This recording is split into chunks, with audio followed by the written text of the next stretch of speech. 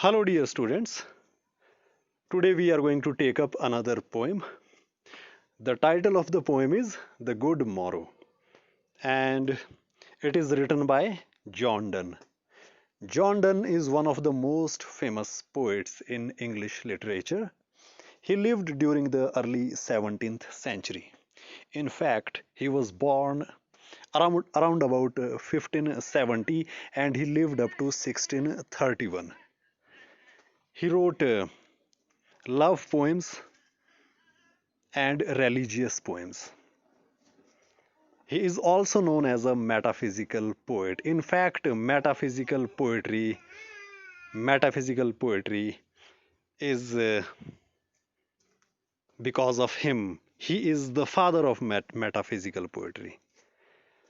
So the poem that we are going to take up today is The Good Morrow. This poem was published in 1633 in Songs and Sonnets. Songs and Sonnets was a collection of poems by John Donne. So let us start with the poem, The Good Morrow.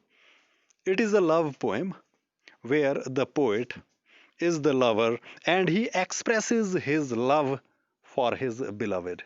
He expresses his love for the lady whom he loves, or his life partner, or his wife.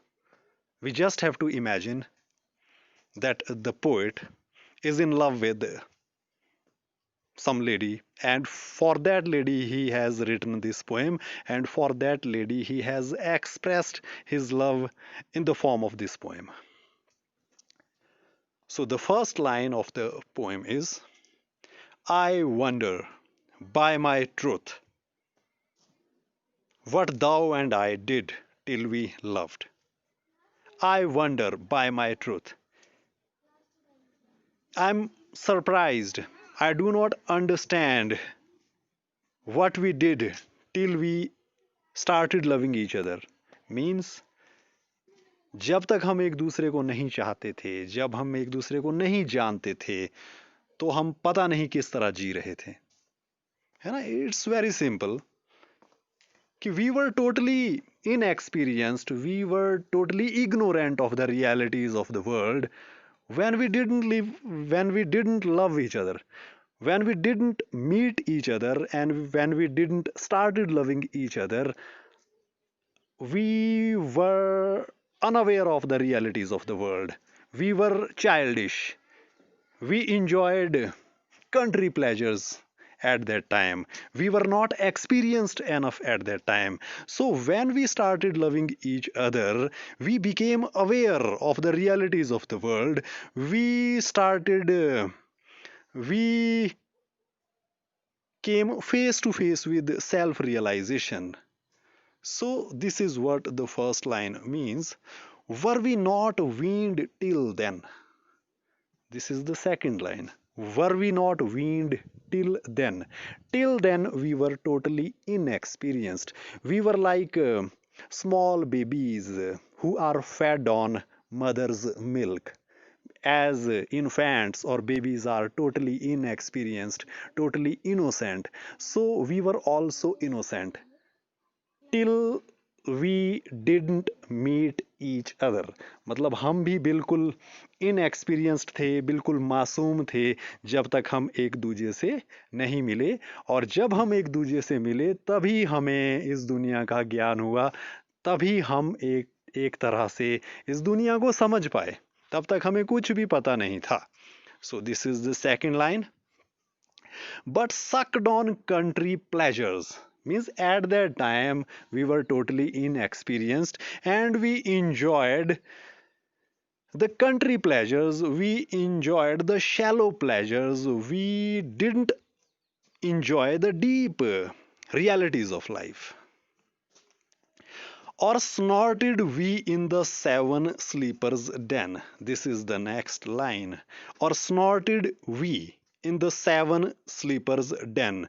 The seven sleepers' den is a reference to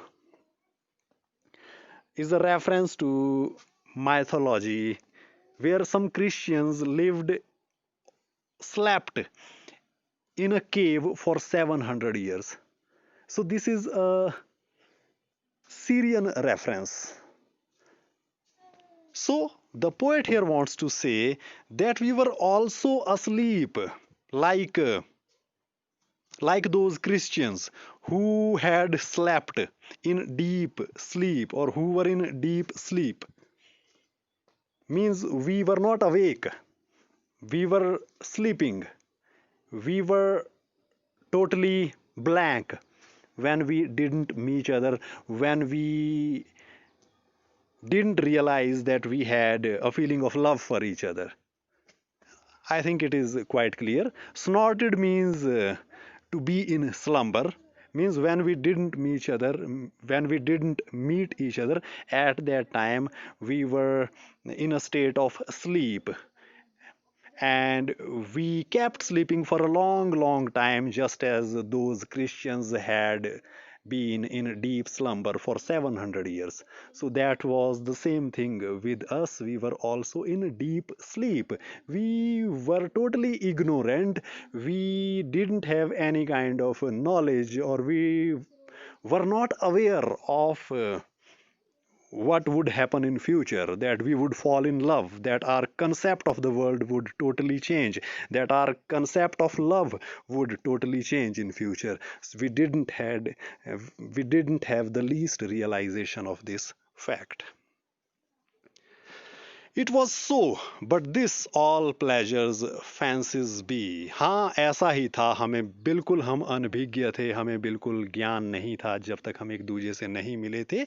और हमारे लिए all pleasures, जितनी भी खुशियां हैं, जितने भी सुख हैं, fancies भी काल्पनिक थी. Means we didn't have any idea of the real pleasures of life. We didn't have any idea of the happiness of life. Happiness was a fanciful thing for us at that time. If ever any beauty I did see, let me accept, the poet says, let me accept that I may have fallen in shallow love earlier before I met you. I may have liked other ladies also. I may have liked other women also. That is what the poet wants to say. But that love was not true. My love for those ladies was not true. But the moment I saw you, the moment I met you, I realized what true love was, how true love felt to be. This is what I felt. Which I desired and got, it was but a dream of thee. Which I desired and got, it was but a dream of thee. And I may have fallen in love with other women, and they might have reciprocated, they might have accepted my proposal, but I was in a state of dream at that time.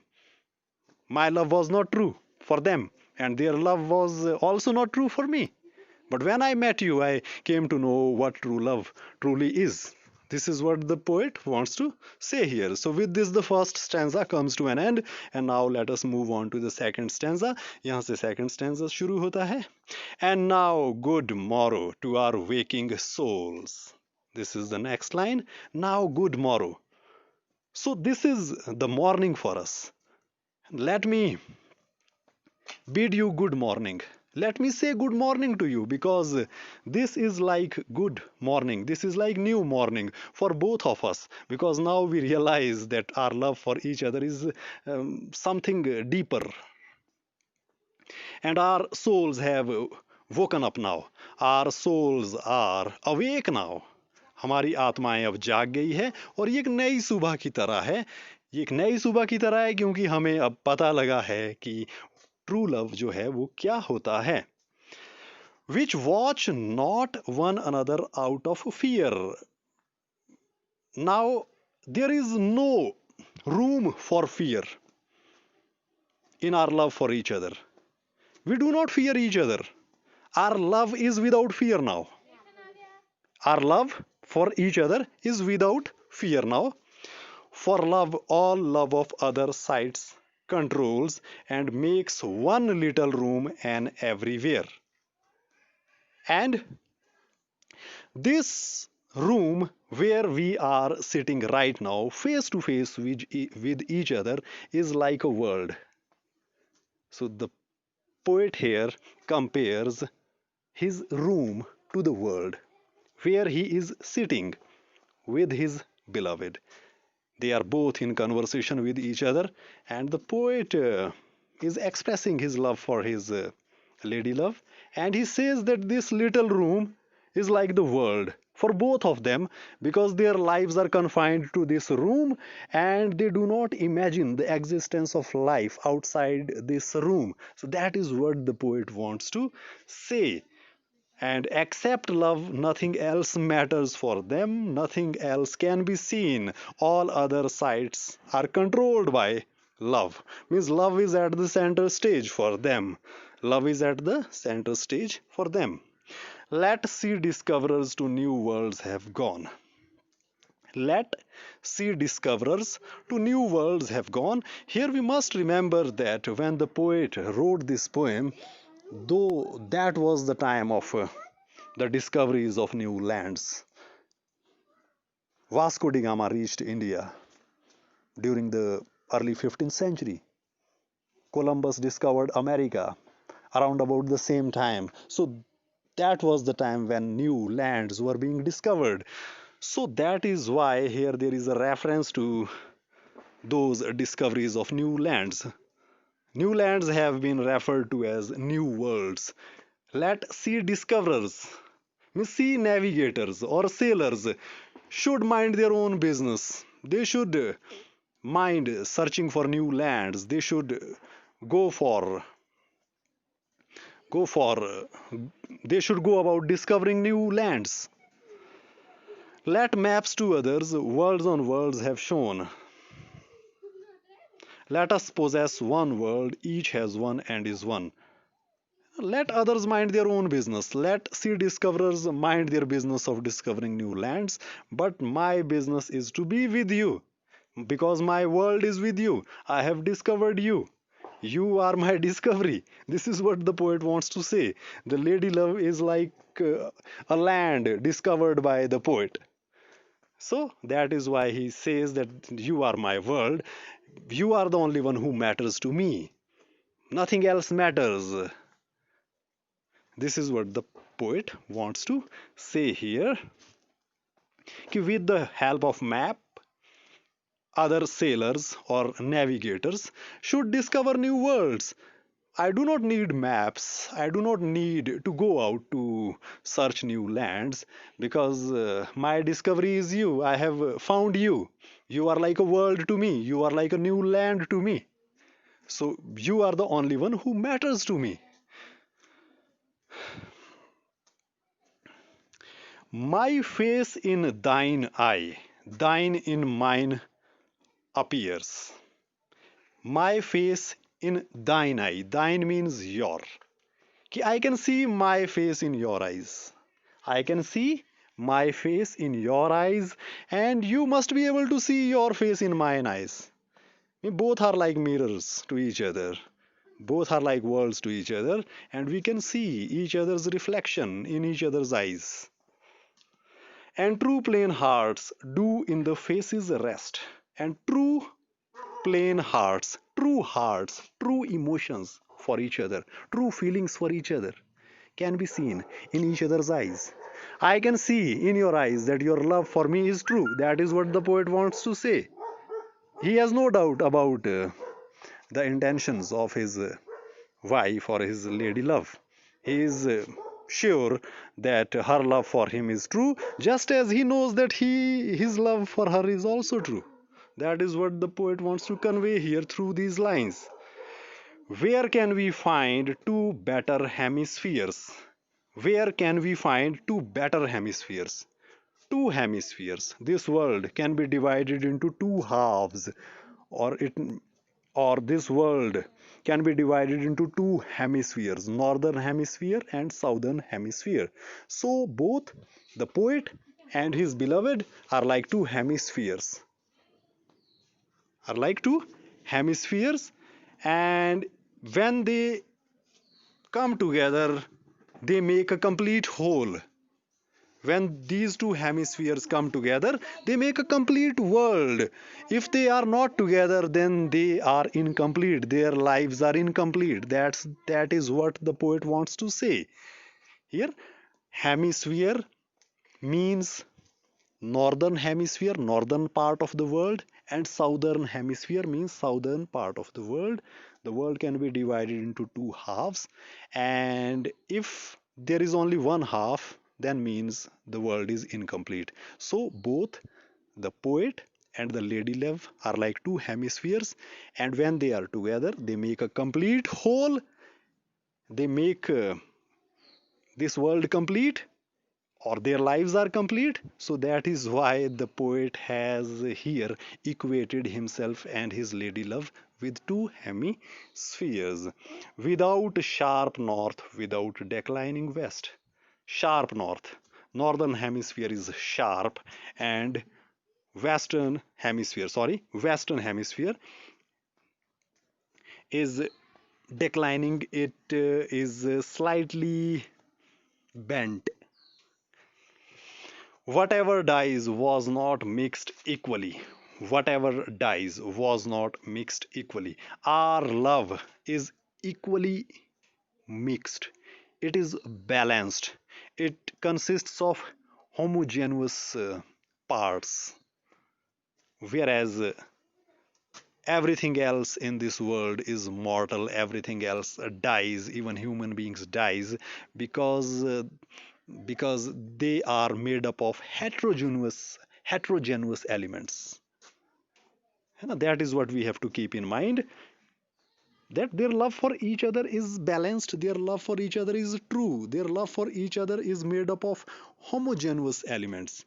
So that is why their love is immortal, their love can never die, their love can never fade, whereas everything else in this world will fade or will ultimately die, because there is nothing true about all other things in the world. If our two loves be one, if our two loves be one, or thou and I, love so alike that none do slacken, none can die. So here the poet wants reassurance from his lady love that she will keep loving him just as he loves him. No doubt, he has no doubt about the true intentions of his wife or his lady love, but he wants a kind of reassurance from her that she will not stop loving him. If the poet gets this reassurance, if he gets this confirmation from his wife, then he will continue to live. Then they will both continue to live. Then their love for each other will be complete for all times to come or forever. So this is the kind of reassurance he wants from his lady love. So if they continue to live, their love will never fade, their love will never diminish, their love will never decline. So they should keep loving each other with true intentions, without any suspicion. So with these lines the poem comes to an end. So this is all about this poem. It is one of the most important poems of this book. So you just keep you study it yourself. If you find anything difficult about it, we will discuss it again later on. So that is all for today. See you again in another video.